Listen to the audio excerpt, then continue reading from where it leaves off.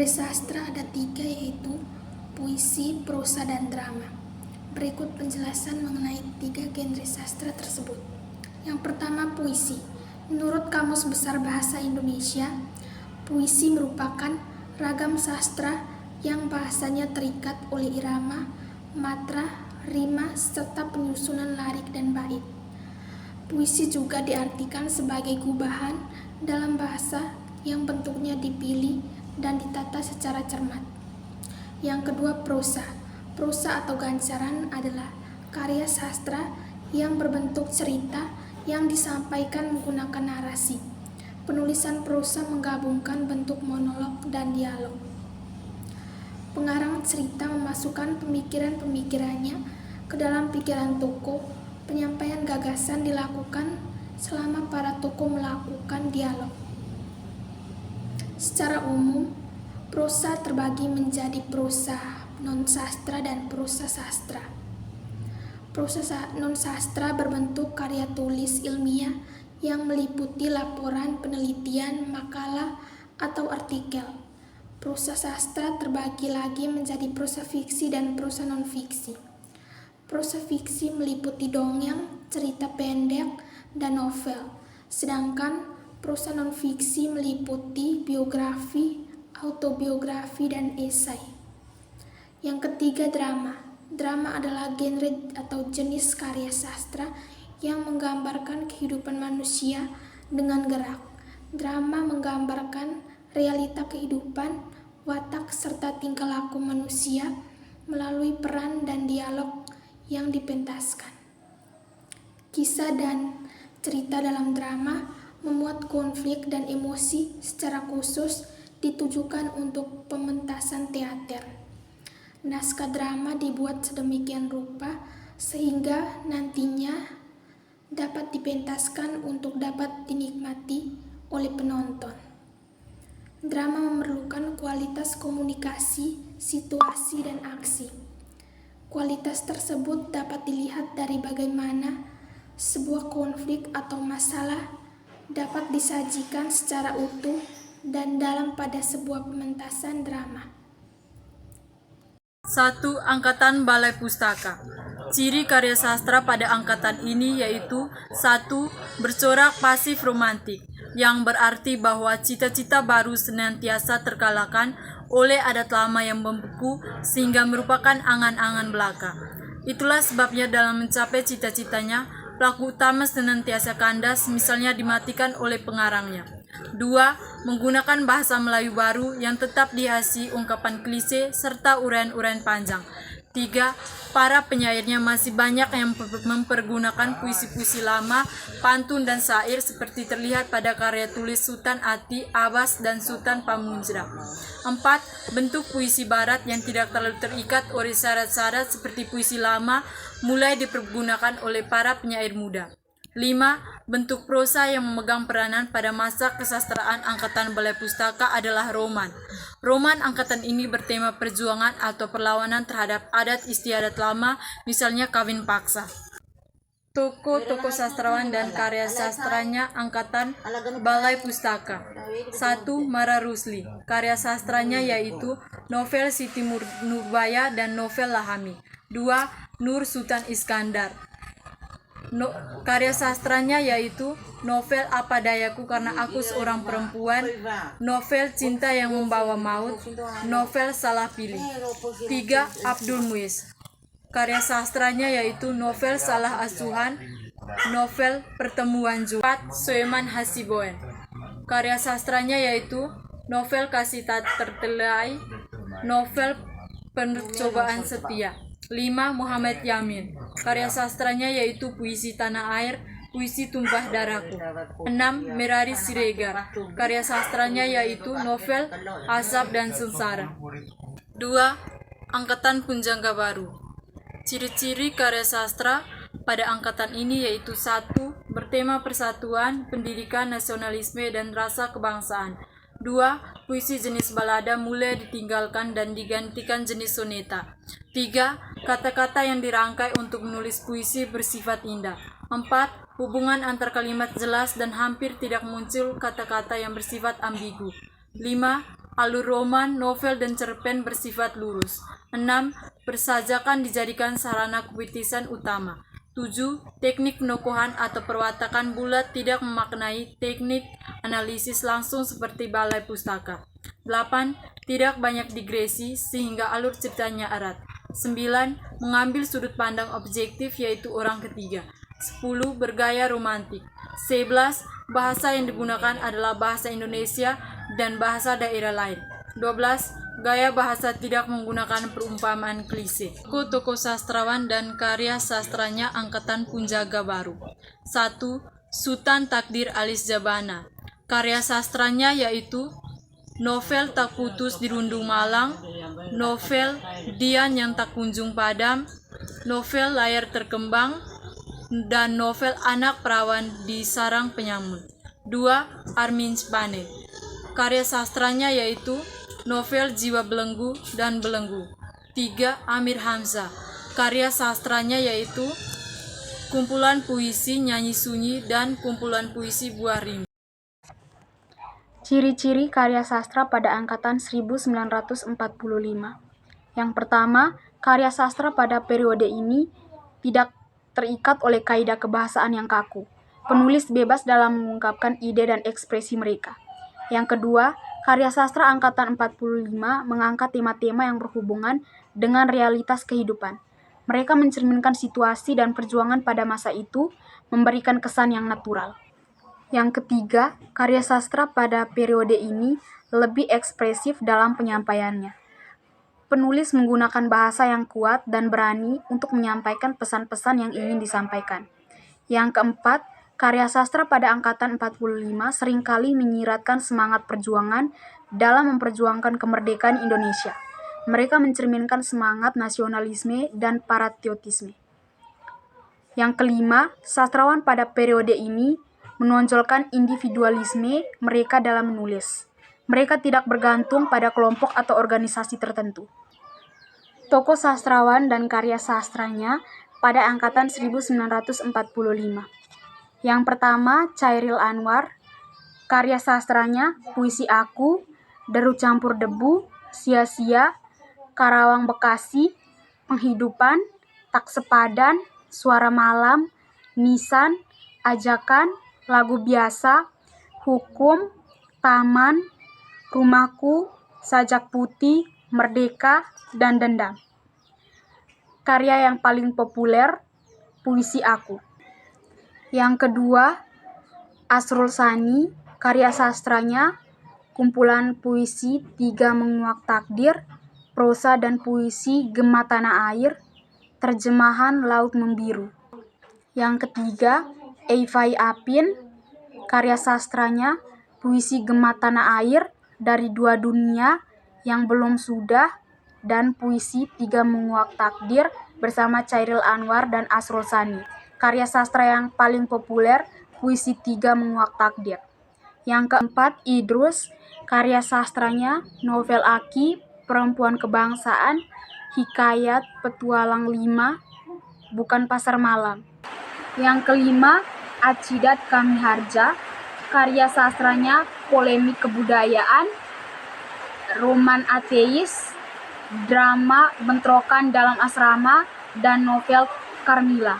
Karya sastra yang terkenal ateis. Yang keenam, Siti Rukia. Karya sastranya novel Bumi Manusia, roman kejatuhan dari hati, cerpen Tandus, puisi pahlawan, Pohon Sunyi, Kamar Tua, Buku Kosong, Patung, Adikku Kecil. Karya sastra yang terkenal, roman Kejatuhan dan Hati Tandus.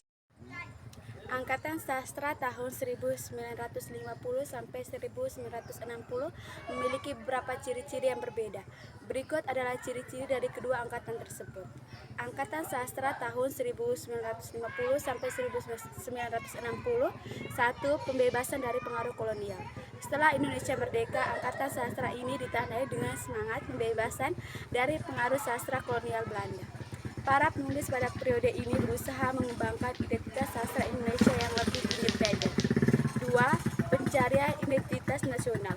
Angkatan sastra ini juga ditandai dengan upaya para penulis untuk mencari dan mengekspresikan identitas nasional Indonesia.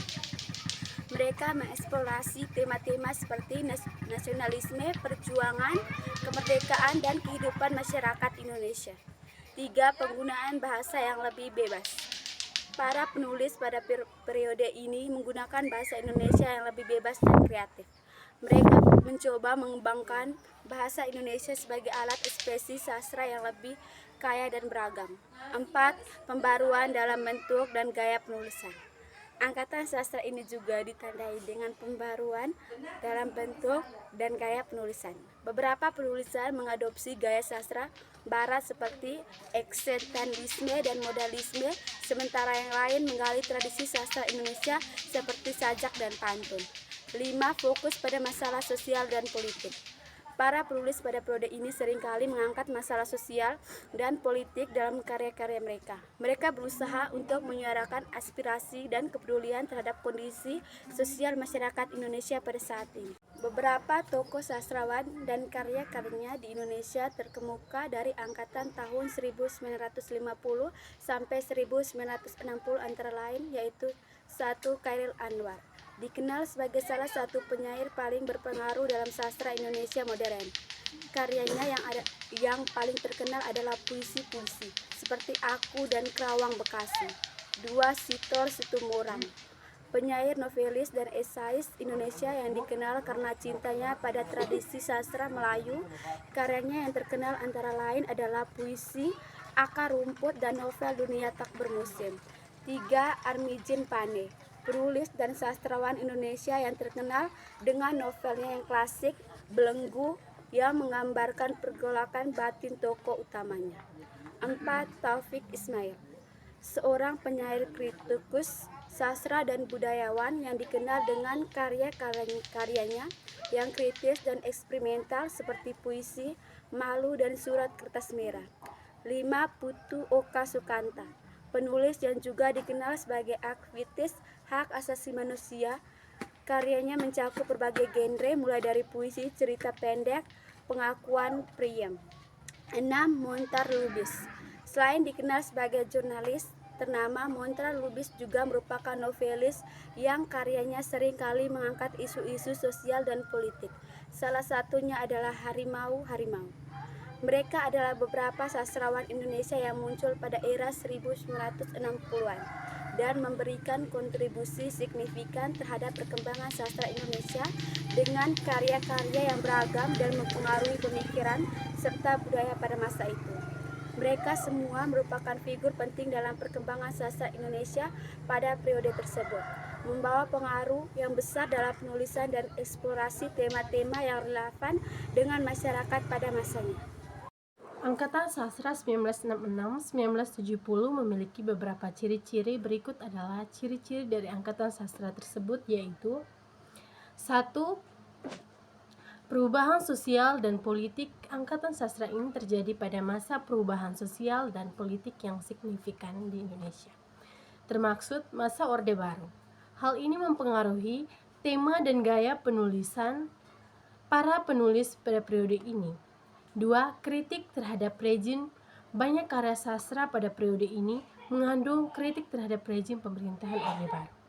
Para penulis berani mengungkapkan pandangan kritis mereka terhadap kebijakan politik dan sosial yang ada. 3. Eksperimen dalam gaya penulisan. Angkatan sastra ini juga ditandai dengan eksperimen dalam gaya penulisan. Beberapa penulisan menggunakan teknik naratif yang inovatif dan gaya bahasa yang lebih eksperimental. Berikut adalah beberapa tokoh sastra Indonesia yang menonjol pada periode 1966 sampai dengan 1970-an. 1. Pramoedya Ananta Toer, penulis novel penting seperti Bumi Manusia dan Anak-anak Semua Bangsa. Dianggap sebagai salah satu sastrawan terbesar di Indonesia. 2. Chairil Anwar, penyair yang dianggap sebagai pelopor angkatan 45 dalam sastra Indonesia. Karya-karyanya yang terkenal antara lain Aku dan Doa. 3. Sitor Situmorang, penyair yang dikenal dengan gaya puisinya yang kuat dan filosofis. Karyanya yang terkenal adalah Surat Kertas Hijau. Tokoh-tokoh di atas memberikan kontribusi penting dalam perkembangan sastra Indonesia pada periode 1966 sampai dengan 1970-an. Beberapa karya sastra yang terkenal dari tahun 1966-1970-an antara lain: 1. 100 Years of Soledad, karya Gabriela Garcia Marquez, novel yang sangat mempengaruhi dalam sastra Amerika Latin dan dianugerahi hadiah Nobel Sastra pada tahun 1982. 2. Silkroad Vice, karya Kurt Vonnegut, anti perang yang dianggap sebagai salah satu karya penting dalam sastra Amerika. 3. The Godfather, karya Mario Puzo, novel yang kemudian diadaptasi menjadi film terkenal dengan judul yang sama. Karya-karya di atas merupakan contoh dari beragam genre dan gaya sastra yang populer pada periode tersebut. Sekian dan terima kasih. Ciri-ciri karya sastra pada angkatan 1980-1990-an. Yang pertama, karya sastra pada periode ini cenderung mencerminkan realitas sosial dan politik pada saat itu, seringkali dengan kritik terhadap kondisi sosial yang ada. Yang kedua, sebagian besar karya sastra pada periode ini mengandung kritik terhadap rezim Orde Baru yang berkuasa, baik secara langsung maupun melalui metafora dan simbol-simbol. Yang ketiga, pada periode ini seringkali menggunakan bahasa dengan cara yang kreatif, seperti penggunaan dialek atau bahasa sehari-hari untuk menciptakan suasana yang autentik. Yang keempat, ada beragam gaya dan tema dalam karya sastra pada periode ini mencerminkan keragaman pengalaman dan perspektif sastrawan pada waktu itu. Penulis dan karya sastra angkatan 1980-1990-an. Yang pertama, Ahmadun Yosi Herfanda.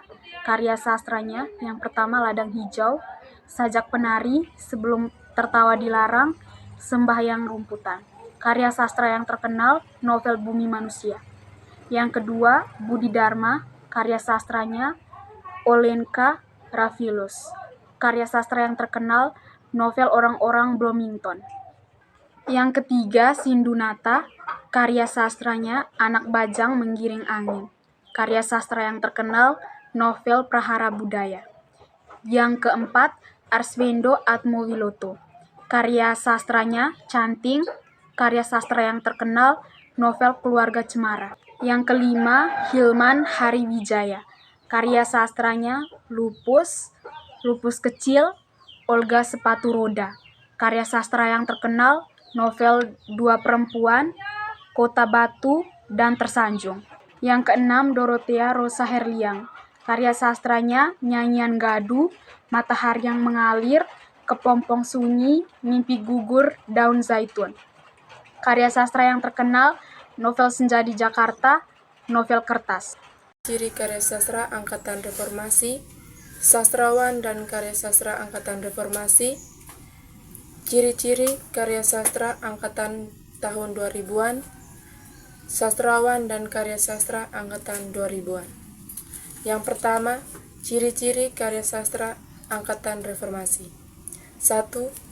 Isi karya sastra sesuai situasi reformasi. 2. Bertema sosial politik, romantik, naturalis. 3. Produktivitas karya sastra lebih marak lagi, seperti puisi, cerpen, dan novel. 4. Disebut angkatan reformasi karena tahun 1998 merupakan puncak dari angkatan 90-an. 5. Banyak muncul sastrawan baru yang membawa angin baru dalam kesusastraan Indonesia. 2. Sastrawan dan karya sastra angkatan reformasi. 1. Ahmadum Yosi Herfanda. 1. Ladang Hijau atau SK Publishing tahun 1980. 2. Sastrawan dan karya sastra angkatan reformasi. 1. Ahmadum Yosi Herfanda. Karya sastranya Ladang Hijau atau SK Publishing tahun 1980. 2. Sang Matahari atau kumpulan puisi bersama Ragil Suwarna Prangolapati, Nusa Indah Ende, tahun 1984. 3.